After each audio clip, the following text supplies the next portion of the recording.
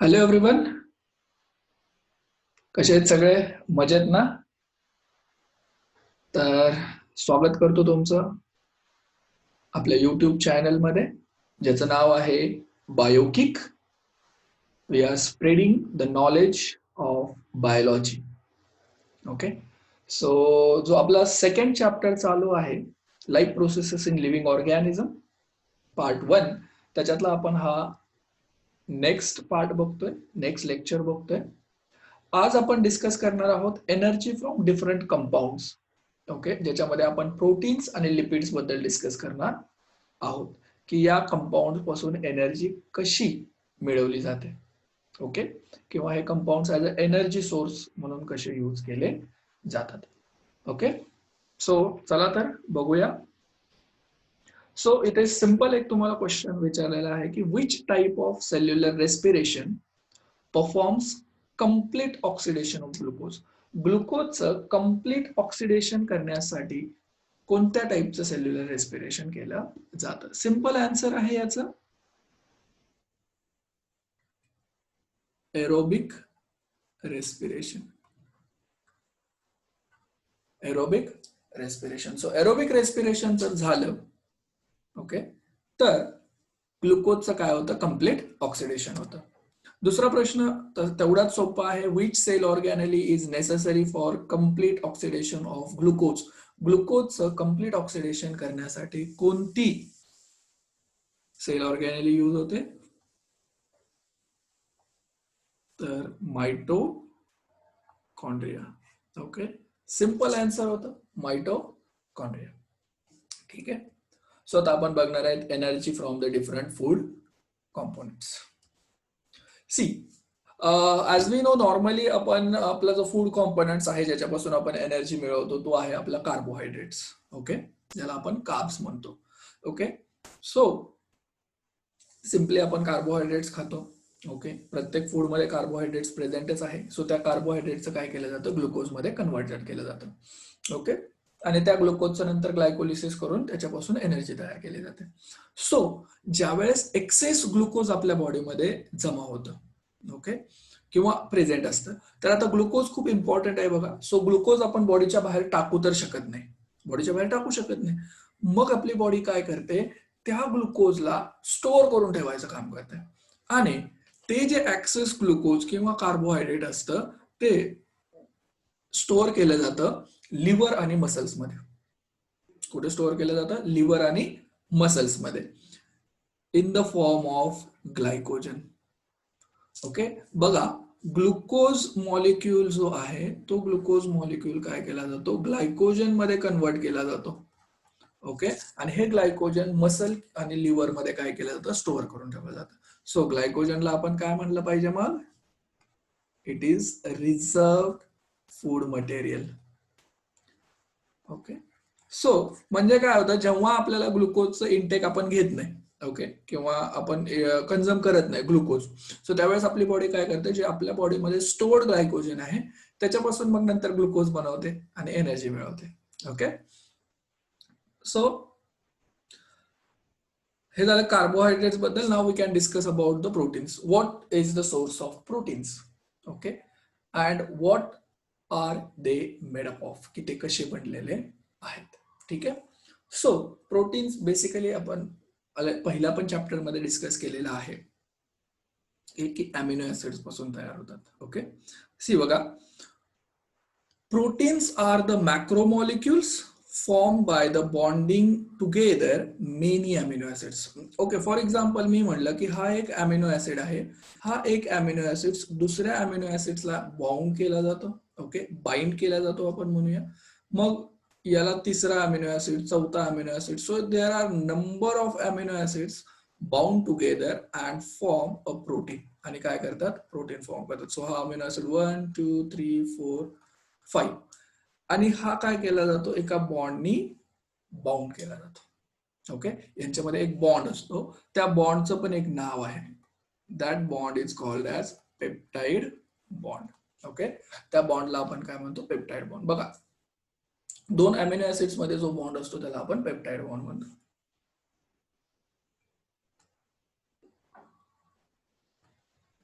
So proteins of animal origin are called as first class protein. Okay, so the proteins which are animal in origin, जे animal origin पासून आपण proteins घेतो त्यांना आपण काय म्हणतो, first class protein. Okay, so those are called as the first class proteins. So we get 4 kilocalorie of energy per gram of proteins. Okay, तुम्ही जर 1 ग्रॅम प्रोटीन खाल्लं, 1 ग्रॅम प्रोटीन खाल्लं तर त्या 1 ग्रॅम पासून तुम्हाला 4 किलो कॅलरी एनर्जी काय होते, मिळते. किती मिळते, 4 किलो कॅलरी. सो हाच आकडा आपण कार्बोहायड्रेटच्या पण टायमिंगला बघितला होता. कार्बोहायड्रेट पण आपल्याला 1 ग्रॅम कार्ब हे आपल्याला 4 किलो कॅलरी एनर्जी देतं. ठीक आहे, सो हे लक्षात ठेवायचं आहे. So we get the 4 kilo calorie energy per gram of protein. So amino acids are obtain after the digestion of proteins. Okay, बघा आपण काय करतो, प्रोटीन्स खातो. आपण काय करतो, प्रोटीन खातो. म्हणजे आपण जो काही डाएट करतोय, जो काही आपण खातोय फूड, ओके, त्या फूड मध्ये कार्बोहायड्रेट असतं, प्रोटीन असतं, लिपिड असतं. सो आपण प्रोटीन खाल्लं की आपल्या बॉडीमध्ये काही एन्झाइम्स आहेत. ओके, सो हे एन्झाइम्स काय करतात, या प्रोटीन वरती ऍक्ट करतात आणि या प्रोटीनचं काय करतात, डायजेशन करतात. ओके, किंवा इथे तुम्ही म्हणा ब्रेकडाऊन करतात. प्रोटीनचं काय करतात, ब्रेकडाऊन करतात. आणि या प्रोटीनचं ब्रेकडाऊन झालं की याच्यापासून काय बनतात, अमिनो ऍसिड्स. कारण की याच्या अगोदर आपण डिस्कस केलं की अमिनो ऍसिड्स एकमेकांना जॉईन होऊन काय बनवतात, प्रोटीन. ओके, सो जसं सिम्पली घराची भिंत जी आहे, ओके, ती कशापासून बनलेली आहे, विटांपासून बनलेली आहे. ओके, सो तुम्ही विटा एकमेकांवरती लावले with the help of cement. Okay, आणि तुम्ही एक भिंत बनवली आणि तुम्ही जर ती भिंत पाडली तर तुम्हाला फायनली काय भेटणार आहे, विटाच भेटणार आहेत. ओके, सो तसंच की अमिनो ऍसिड्स पासून प्रोटीन तयार झालंय. मग तुम्ही जर प्रोटीन इनटेक केला, ओके, सो त्याचं काय केलं जातं, डायजेशन केलं जातं आणि त्याचं कन्व्हर्जन अमिनो ऍसिड्स मध्ये केलं जातं. ओके, सिंपल थिंग आहे. And those amino acids are absorbed in the body and transported up to each organ and cell via the blood. Okay, so नंतर काय केलं जातं, ते जे अमिनो ऍसिड्स आहेत ते अमिनो ऍसिड्स ऍब्झॉर्ब केले जातात, ओके, बॉडीमध्ये, आणि ते प्रत्येक आपल्या ऑर्गनला किंवा सेलकडे काय केले जातात, पाठवले जातात with the help of blood. Blood काय करतं, त्यांना ट्रान्सपोर्ट करायचं काम करतं. ओके, आणि from these amino acid, organs and cell produce various protein necessary for themselves and the whole body. मग ते जे अमिनो ऍसिड्स ऑर्गन कडे गेलेले आहेत ते अमिनो ऍसिड्स काय केले जातात, त्या अमिनो ऍसिड्स पासून बॉडी काय करते, नवीन प्रोटीन्स तयार करते. ज्या प्रोटीन्सची गरज त्या सेलला किंवा त्या ऑर्गनला आहे किंवा आपल्या इंटायर बॉडीला आहे, ते प्रोटीन्स काय केले जातात, तयार केले जातात. सो असे स्टँडर्ड बघा, आपल्या बॉडीमध्ये प्रोटीन्स तयार होण्यासाठी 20 स्टँडर्ड अमिनो ऍसिड्सची आपल्याला गरज असते. ओके, काही अमिनो ऍसिड्स आपल्या बॉडीमध्ये सिंथेसाइज होतात किंवा प्रोड्यूस होतात आपण म्हणतो, आणि काही अमिनो ऍसिड्सला आपल्याला डाएट वरती डिपेंड राहावं लागतं. आणि आपण म्हणलं की ट्रान्सलेशन या प्रोसेसनुसार काय होतं, प्रोटीन तयार होतं. So those examples are given in the following diagrams. काही डायग्राम्स मध्ये आपल्याला काही प्रोटीन्स दाखवलेले आहेत. तो डायग्राम आपण डिस्कस करूया. बघा, सिंपल डायग्राम आहे की कुठले कुठले इम्पॉर्टंट प्रोटीन्स आपल्या बॉडीमध्ये आहेत जे की अमिनो ऍसिड्स पासून तयार झालेले आहेत किंवा आपली बॉडी तयार करते. ओके, सो एकदम सिंपल सुपरफिशियली जर आपण जायचं म्हणलं तर आपण जाऊया स्किन पासून. ओके, सो स्किन मध्ये आपल्याला 2 प्रकारचे प्रोटीन्स बघायला भेटतात.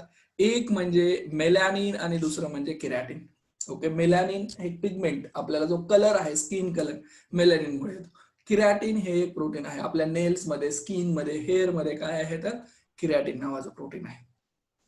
ओके, त्याच्यानंतर जर आपण डिस्कस केलं बोन्स मध्ये, ओके, आपले जे बोन्स आहेत, ठीक आहे, स्ट्रॉंग बोन म्हणतो आपण. सो या बोन्स मध्ये एक प्रोटीन आहे ज्याचं नाव आहे ओसिन. ओके, सो बोन्सला एक बघा टर्म आहे, ओके, ऑस्टिओ. ओके, ऑस्टिओब्लास्ट म्हणजे bone cells, osteoclast bone forming cells. Okay, so bones मध्ये जे प्रोटीन्स असतात त्याला आपण काय म्हणतो, ओसिन्स. याच्यामध्ये मग नंतर हे तर प्रोटीन आहे. याच्यानंतर आपल्याला माहित आहे की बोन्स मध्ये कॅल्शियम आणि फॉस्फरस बऱ्याच प्रमाणामध्ये असतं. ओके, जे की बोन्सला स्ट्रॉंग करायचं काम करतात. ओके, बट बोन मध्ये जे बेसिक प्रोटीन्स असतं which is called as ossein. त्याच्यानंतर मग आपण सेल्स मध्ये जर बघितलं तर various proteins of cell membrane, then various enzymes which are present in the cell. Cell जर आपण बघितली तर त्या सेलमध्ये सेलचं जे मेम्ब्रेन आहे ज्याला आपण प्लाझ्मा मेम्ब्रेन म्हणतो त्याच्यामध्ये पण प्रोटीन्स असतात. ओके, सेल मेम्ब्रेन मध्येही प्रोटीन असतात. तर ते प्रोटीन्स किंवा सेलच्या आतमध्ये काही एन्झाइम्स असतात. हे एन्झाइम्स पण काय आहेत तर प्रोटीन्सच आहेत. All enzymes are proteins. आपण एक सिंपल वर्ड लक्षात ठेवायचं तुम्हाला, all enzymes are proteins.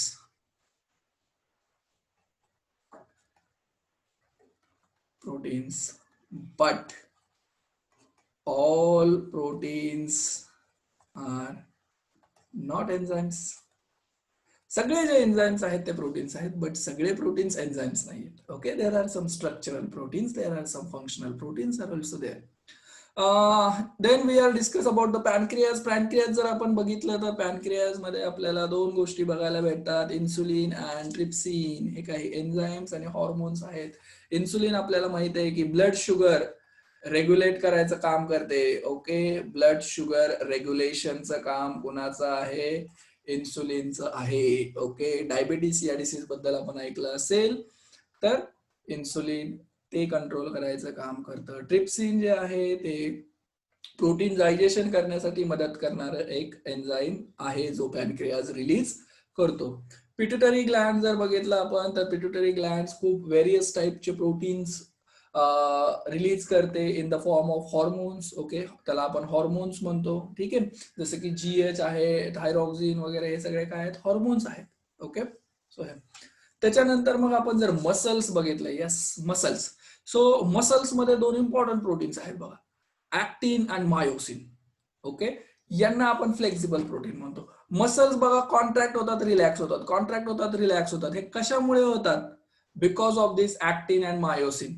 Okay, so actin आणि मायोसिन काय आहेत?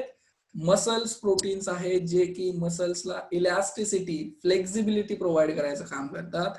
आणि जर आपण ब्लडचा विचार केला तर ब्लड मध्ये सगळ्यात इम्पॉर्टंट प्रोटीन्स जे म्हणजे हिमोग्लोबिन, जे की आपल्याला माहित आहे रेड ब्लड सेल मध्ये प्रेझेंट असतं, ज्याला आपण RBCs म्हणतो.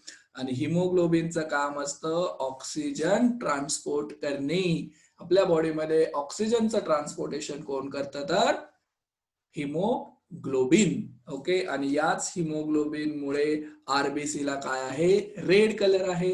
आणि RBCs मुळे आपल्या ब्लडला काय आहे? रेड कलर आहे. आपलं ब्लड लाल आहे. ओके, आणि काही अँटीबॉडीज. ओके, अँटीबॉडीज हे पण काय आहेत? प्रोटीन्स आहेत जे आपल्याला इम्युनिटी प्रोव्हाइड करतात. किंवा हे अँटीबॉडीज कुठल्याही फॉरेन सबस्टन्सेस अगेन्स्ट काय करतात? फाईट करतात.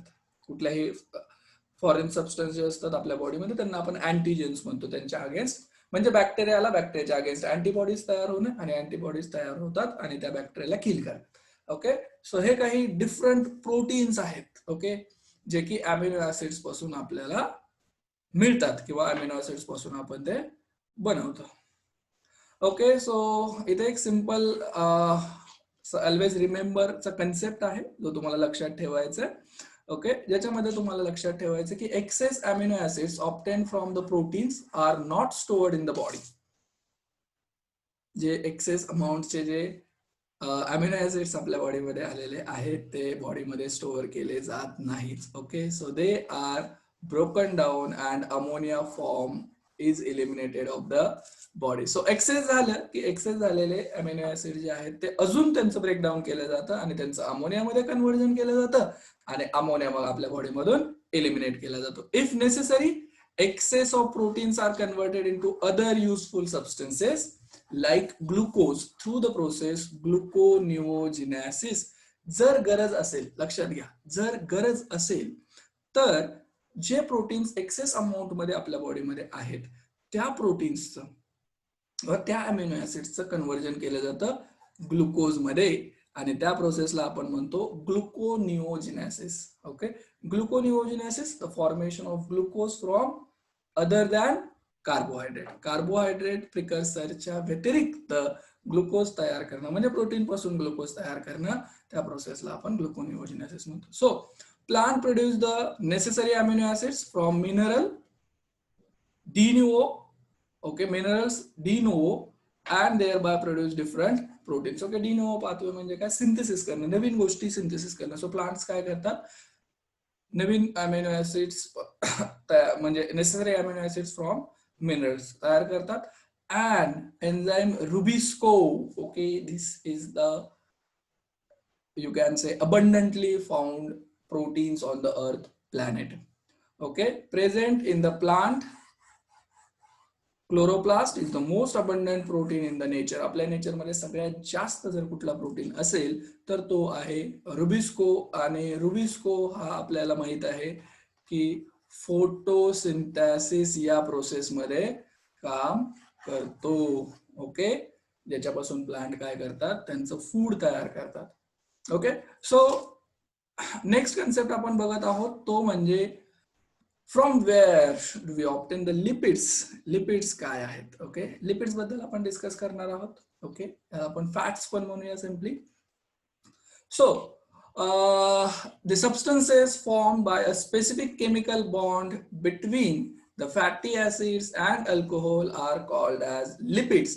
So basically lipids जे आहेत तुमचे, त्या लिपिड्स मध्ये काय आहे तर फॅटी ऍसिड्स आणि अल्कोहोल.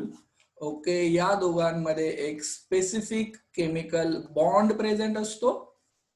ओके, आणि त्याला आपण काय म्हणतो, lipid. So lipid is formed by specific chemical bond between the fatty acids and alcohol. So the digestion of lipids consumed by us nothing but their conversion into fatty acids and alcohol. म्हणजे तुम्ही जर lipid consume केले, तुम्ही म्हणता lipid consume केले आणि त्या लिपिडचं तुम्ही काय करताय, डायजेशन करताय. लिपिडचं आता डायजेशन झाले. सो लिपिडचं डायजेशन झालं म्हणजे काय झालं, तुम्ही लिपिडला कन्वर्ट केलं एकतर फॅटी ऍसिड्स मध्ये आणि अल्कोहोल मध्ये. ठीक आहे, so fatty acids are absorbed up and distributed everywhere within the body. So fatty acids काय केले जातात, आपली फॅटी ऍसिड्स आपली बॉडी ऍब्झॉर्ब करते आणि ते फॅटी ऍसिड वाया ब्लड काय केलं जातं, आपल्या बॉडीमध्ये डिस्ट्रीब्यूट केलं जातं. Okay, then from these fatty acids, या फॅटी ऍसिड्स पासून, ठीक आहे, या फॅटी ऍसिड्स पासून काय केलं जातं तर from these fatty acids different cell produce various substance necessary to themselves. या फॅटी ऍसिड्स पासून आपली सेल जी आहे ती वेगवेगळे काय करते, सबस्टन्सेस तयार करते जे त्या सेलसाठी काय आहेत, नेसेसरी आहेत. ओके, गरजेचे आहेत असे सबस्टन्सेस काय केले जातात, तयार केले जातात. For example the molecules called as a phospholipids which are essential for producing plasma membrane and form from fatty acids. आता बघा मी तुम्हाला सांगतोय फॉस्फोलिपिड्स. हे जे लिपिड्स आहेत, हे लिपिड्स स्पेसिफिकली आपल्याला बघायला भेटतात प्लाझ्मा मेम्ब्रेन मध्ये. प्लाझ्मा मेम्ब्रेन म्हणजेच काय, याला आपण सेल मेम्ब्रेन पण म्हणतो. ओके, सो या सेल मेम्ब्रेन मध्ये बघा हे असे स्ट्रक्चर तुम्ही बघितलं असेल. ओके, सेल मध्ये तर हे प्लाझ्मा मेम्ब्रेनचा स्ट्रक्चर असतं. सो हे काय झाले, these are the phospholipids. Okay, so lipids असतात, बेसिकली लिपिड्स असतात आणि ह्या लिपिड्सला असा एक फॉस्फेट ग्रुप असतो, फॉस्फेटचा मॉलिक्युल असतो, फॉस्फेट ग्रुप असतो, म्हणून त्याला काय म्हणतो, फॉस्फोलिपिड्स. ओके, सो हे खूप इम्पॉर्टन्स आहेत फॉस्फोलिपिड्स. आपली प्लाझ्मा मेम्ब्रेन जी आहे ती फॉस्फोलिपिड्स आणि प्रोटीन्सनीच बनलेली आहे.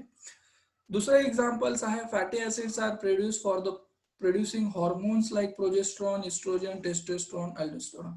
ओके, लिपिड्स जे आहेत हे लिपिड्स, ओके, किंवा फॅटी ऍसिड्स पासून आपण व्हेरियस सेक्स हॉर्मोन्स काय केले जातात, तयार केले जातात, प्रोड्यूस केले जातात, ज्याच्यामध्ये प्रोजेस्ट्रॉन आहे, इस्ट्रोजन आहे, टेस्टेस्ट्रॉन आहे, अल्डोस्टेरॉन आहे. ओके, सेकंड चॅप्टर जो आहे आपला रिप्रोडक्शन वर्षी रिलेटेड, त्यावेळेस आपल्याला याच्याबद्दल डिटेल बघायचं आहे. प्रोजेस्ट्रॉन काय आहे, एस्ट्रोजन काय आहे, टेस्टोस्टेरॉन काय आहे. Okay, and the covering around the axon of nerve cell. Okay, गेल्या वर्षी नरचं स्ट्रक्चर बघितलं असेल. सो त्याच्यामध्ये बघा हे एक्झॉन असतं. ओके, आणि या एक्झॉनला अशी काय असते, कव्हरिंग असते.